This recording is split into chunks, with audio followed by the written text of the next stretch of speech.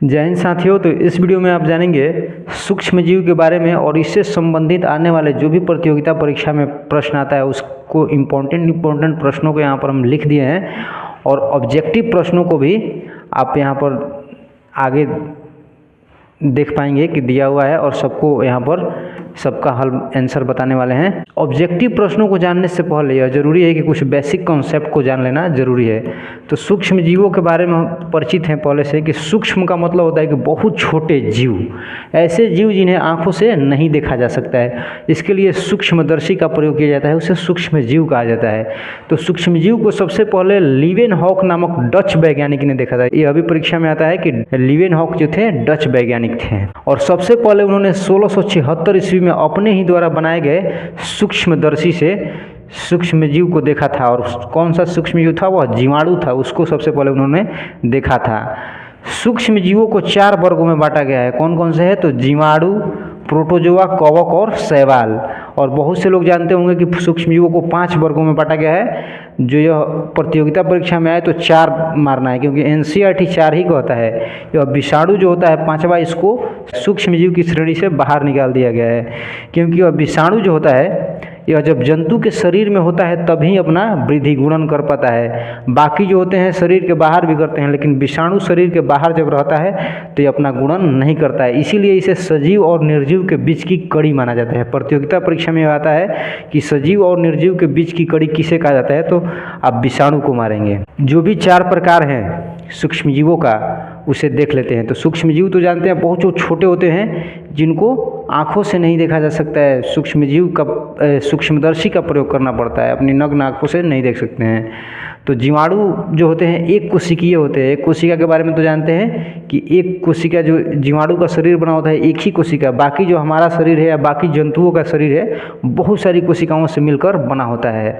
तो यह एक कोशिकीय जीव है। इसके प्रकार जो है बेसिलाई, कोकाई, स्पाइरिला, विब्रियो, बहुत सारे जीवाणुओं के प्रकार है, लेकिन यहाँ पर मुख्य रूप से 4 ही दिखाया गया है।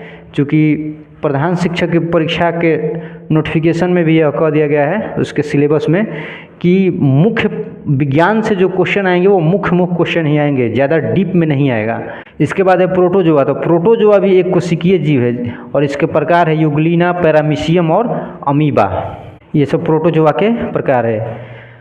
कवक जो है एक कोशिकीय तथा बहुकोशिकीय जीव है और ये प्रोटोजोआ है, कहीं कहीं तालाबों में भी पाया जाता है। और कवक जो है एक कोशिकीय और बहुकोशिकीय दोनों हो सकता है। यीस्ट, म्यूकर, फफूंद, मोल्ड्स, मशरूम इत्यादि कवक के प्रकार है। तो अब कहेंगे कि ये कवक जो होता है जैसे सड़ी गली रोटियों के ऊपर वाइट लग जाता है जिसे हम भुअरी कहते हैं, वाइट होता है, वही कवक होता है। और ये आप कहेंगे कि कवक जो होते हैं या तो सूक्ष्म जीव हमें आंखों से दिखता नहीं है लेकिन रोटी पर तो वो दिखता है, तो वो छोटे छोटे कवकों का एक समूह जब बन जाता है तब ये दिखने लगता है। वैसे जितने भी सूक्ष्म जीव है हमारी आंखों से दिखते नहीं है, लेकिन जब वो समूह में एक साथ रहते हैं तो दिखने लगते हैं। जिस प्रकार से मान लेते हैं कि जितने भी वस्तु है परमाणुओं का एक समूह है। परमाणु हमें दिखता नहीं है लेकिन बहुत सारे परमाणुओं का समूह मिलाकर एक वस्तु बनता है तो हमें दिखने लगता है। ठीक इसी प्रकार से जो भी हम सूक्ष्म जीव को देख पाते हैं वो सूक्ष्म जीवों का एक समूह होता है। शैवाल भी एक कोशिकीय और बहुकोशिकीय दोनों होता है। इनका शरीर या तो एक कोशिका से मिलकर बना होता है या तो एक से अधिक कोशिकाओं से। स्पाइरोगाइरा और क्रोमाइडोमोनस इत्यादि शैवाल के उदाहरण हैं। सूक्ष्मदर्शी, अब हम जान लेंगे थोड़ा सा। इससे एक प्रश्न आता है कि सूक्ष्मदर्शी से तो हम सूक्ष्म जीवों को देखते हैं, इसमें 2 लेंस लगे होते हैं। सूक्ष्मदर्शी में 2 लेंस लगे होते हैं। जैसे हमारा सूक्ष्मदर्शी हो गया, ऊपर में एक लेंस लगा होता है और नीचे में ये लेंस लगा होता है। तो ऊपर लगे लेंस को नेत्रिका लेंस और नीचे लगे लेंस को वस्तु लेंस कहा जाता है। इसमें 2 लेंस लगा हुआ होता है। मोस्ट इंपोर्टेंट क्वेश्चन देखते हैं कि लैक्टोबैसिलस नामक जीवाणु दूध को दही में बदलता है। यार यह भी आता है कि दूध और दही में कौन सा जीवाणु होता है? तो लैक्टोबैसिलस नामक जीवाणु होते हैं। जीवाणु के और भी बहुत सारे प्रकार हैं। बेकरी उत्पाद जैसे पाव, रोटी, केक आदि बनाने में सूक्ष्म जीव का प्रयोग किया जाता है।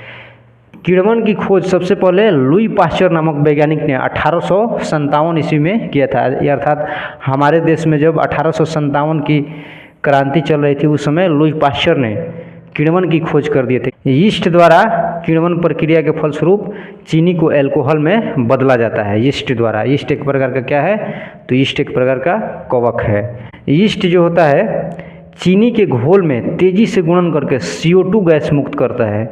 यीस्ट जब चीनी के घोल में यीस्ट को डालेंगे वह पाउडर के रूप में आता है यीस्ट, और जब चीनी में डालेंगे तो CO2 गैस मुक्त करता है। यह भी प्रश्न आता है कि यीस्ट को चीनी के घोल में डाला जाएगा तो कौन सा गैस मुक्त होगा, CO2। प्रतिजैविक क्या है, तो एंटीबायोटिक। जो हमारे तबीयत खराब होता है तो एंटीबायोटिक जो दवा खाते हैं, इसका खोज सबसे पहले अलेक्जेंडर फ्लेमिंग नामक वैज्ञानिक ने किया था। अधिक मात्रा में एंटीबायोटिक का प्रयोग विटामिन B12 उत्पन्न करने वाले सूक्ष्मजीव को नष्ट कर देता है। अधिक मात्रा में एंटीबायोटिक नहीं इस्तेमाल करना चाहिए। चेचक के टीके की खोज एडवर्ड जेनर ने की थी। यह भी इम्पोर्टेंट क्वेश्चन है। पेड़ पौधे के उचित विकास खासकर प्रोटीन के निर्माण में नाइट्रोजन अति आवश्यक है। पेड़ पौधे के उचित विकास के लिए नाइट्रोजन। दलहनी पेड़ पौधे की जड़ में राइजोबियम नामक जीवाणु पाया जाता है जो वायुमंडल की नाइट्रोजन को नाइट्रेट में बदल देता है, जिससे मिट्टी की उर्वरक शक्ति बढ़ जाती है। तो दलहनी पेड़ पौधे तो आप जानते हैं जिससे दाल हमें प्राप्त होता है, तो ऐसे पौधे की जड़ों में राइजोबियम नामक जीवाणु पाया जाता है। और ये पूछता है कि नाइट्रोजन को किस में बदलता है, यह नाइट्रेट में बदलता है। पैकेट बंद दूध में सूक्ष्मजीव को नष्ट करने की प्रक्रिया को पाश्चुरीकरण कहा जाता है। यह भी प्रश्न आता है। वायुमंडल में प्रधान गैस नाइट्रोजन जो है 78% पाया जाता है। सूक्ष्म जीव द्वारा जंतुओं में होने वाला जो ये रोग है एंथ्रेक्स, यह बेसिलस एंथ्रेसिस नामक जीवाणु से होता है। बेसिलस एंथ्रेसिस जीवाणु है, इसकी खोज रॉबर्ट कोच नामक वैज्ञानिक ने 1976 ईस्वी में किया था। आगे देखते हैं, यह मानव में होने वाले सूक्ष्म जीवों द्वारा यह रोग है। कौन कौन से रोग किसके द्वारा होता है, यह भी परीक्षा में आता है। तो क्षय रोग जो होता है वो जीवाणु द्वारा, बैक्टीरिया द्वारा होता है। खसरा जो है विषाणु द्वारा होता है। चिकन पॉक्स विषाणु द्वारा, पोलियो विषाणु द्वारा, हैजा जीवाणु द्वारा, टाइफाइड जीवाणु द्वारा, हेपेटाइटिस ए विषाणु द्वारा, और मलेरिया जो होता है यह प्रोटोजोआ द्वारा होता है। और इसके वाहक है किसके द्वारा होता है, यह भी दिखाया गया है यहाँ पर। पादप में सूक्ष्म जीव जनित कुछ सामान्य रोग यहाँ पर दिखाए गए हैं। जैसे गेहूं का रस्ट रोग किसके द्वारा होता है, तो कवक द्वारा होता है। नींबू का कैंसर रोग जीवाणु द्वारा। भिंडी का पित्त रोग विषाणु द्वारा होता है। गाय में खुरपक्का तथा मुहप्पा रोग विषाणु के कारण होता है। प्लेज्मोडियम नामक प्रोटोजोआ के कारण मलेरिया होता है। यह भी इम्पोर्टेंट क्वेश्चन है।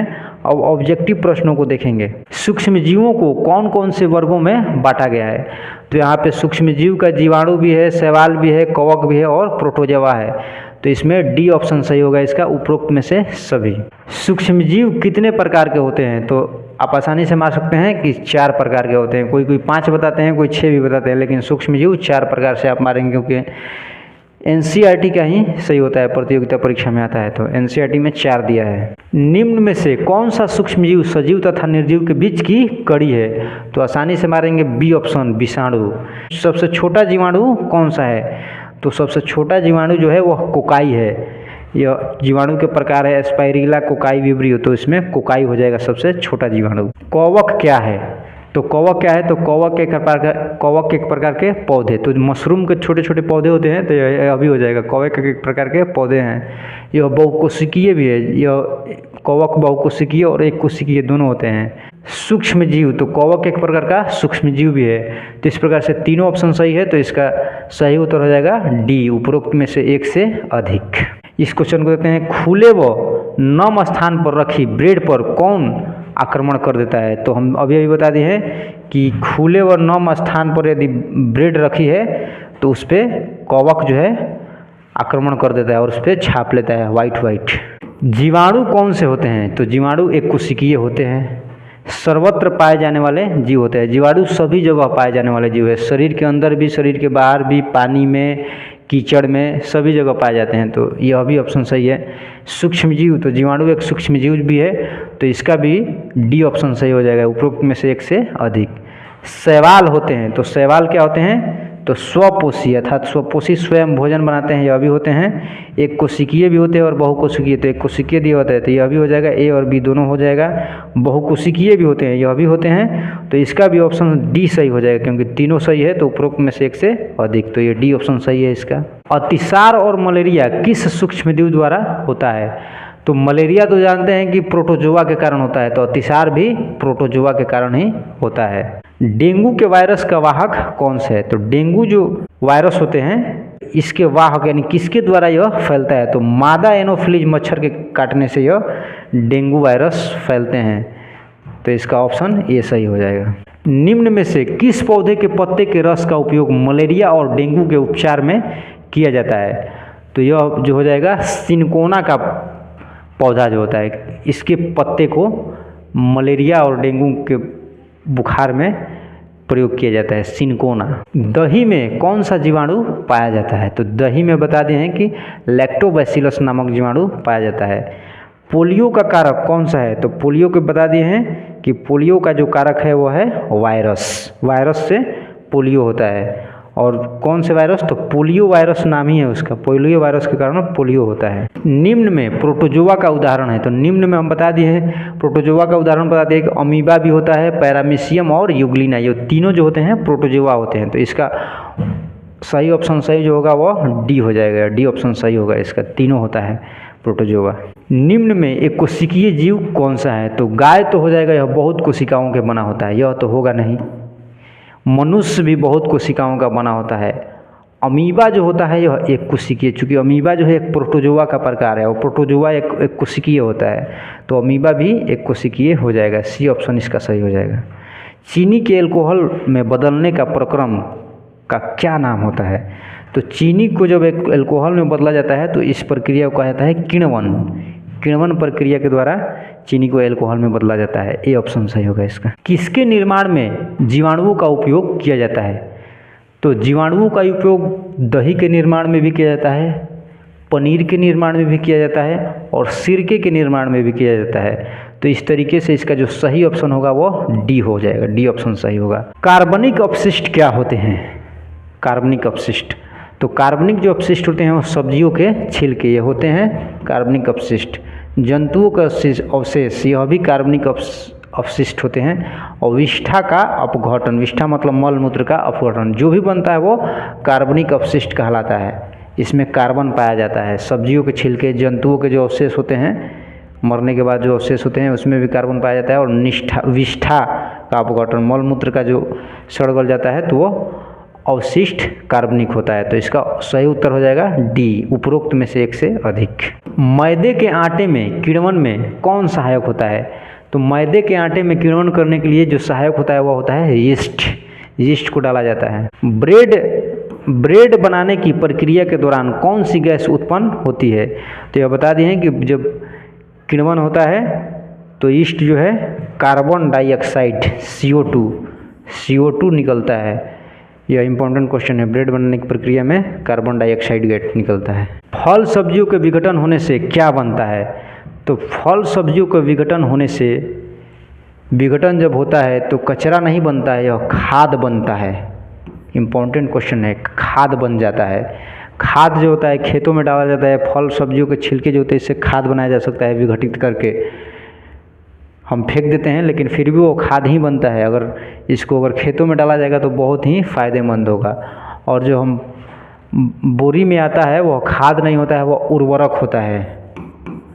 उर्वरक, यह भी प्रश्न आता है कि खाद जो होता है वह कार्बनिक होता है और उर्वरक जो होता है अकार्बनिक होता है। तो फल सब्जियों और जो जीव जंतुओं के अवशेष होते हैं उसमें कार्बन पाया जाता है। तो फल सब्जियों में भी कार्बन पाया जाता है, तो यह कार्बनिक होता है। विषैले पदार्थ भोजन को बना देता है, गंदा नहीं बनाता है, असंतुलित भी नहीं बनाता है, विषाक्त बना देता है। यह विषाक्त बनाता है विषैला पदार्थ। संचरणीय रोगों का मुख्य कारक क्या है? जो रोग संचरण के माध्यम से फैलता है वह कौन फैलाता है? इसमें चींटी, मकड़ी, घरेलू मक्खी। तो वह है घरेलू मक्खी। यह मक्खी एक जगह से दूसरे जगह बैठकर भोजन पर यह रोगों को संचरण कर देता है, फैलाता है। नाइट्रोजन का संवर्धन किस में होता है? तो नाइट्रोजन का जो संवर्धन होता है वह होता है मृदा में, मिट्टी में होता है नाइट्रोजन का संवर्धन। चेचक के टीके की खोज किसने की थी? तो चेचक के टीके की खोज एडवर्ड जेनर ने की थी। चेचक के टीके की खोज एडवर्ड जेनर ने की थी। अलेक्जेंडर फ्लेमिंग ने 1928 में किस पहले प्रतिजैवी की खोज की थी? तो पेनिसिलिन नामक जो प्रतिजैविक एंटीबायोटिक था उसको खोज किए थे अलेक्जेंडर फ्लेमिंग ने, पेनिसिलिन नामक। गाय में खुरपक्का तथा मुंहपका रोग किसके कारण होता है? तो गाय में जो खुरपक्का तथा मुंहपका रोग होता है यह विषाणु के कारण होता है। पादप रोग कौन से हैं? तो नींबू का कैंसर रोग पादप रोग है, गेहूं की रस्ट रोग भी पादप रोग है, भिंडी की पीत रोग भी पादप रोग ही है। तो इसका सही ऑप्शन डी हो जाएगा। गेहूं की रस्ट किस सूक्ष्मजीव से होता है? तो गेहूं का जो रस्ट रोग होता है यह कवक के कारण होता है। भिंडी में पित्सिरा मोजेक रोग किसके कारण होता है? तो भिंडी में जो पित्सिरा रोग होता है वो विषाणु के कारण होता है। भूमि में वायु की नाइट्रोजन का स्थिरीकरण करने वाले जीव कौन से होते हैं? तो वह जीवाणु होते हैं। जीवाणु जो होते हैं भूमि में नाइट्रोजन को स्थिर करके रखते हैं और यह फसल और पेड़ पौधों के लिए बहुत ही जरूरी होता है नाइट्रोजन।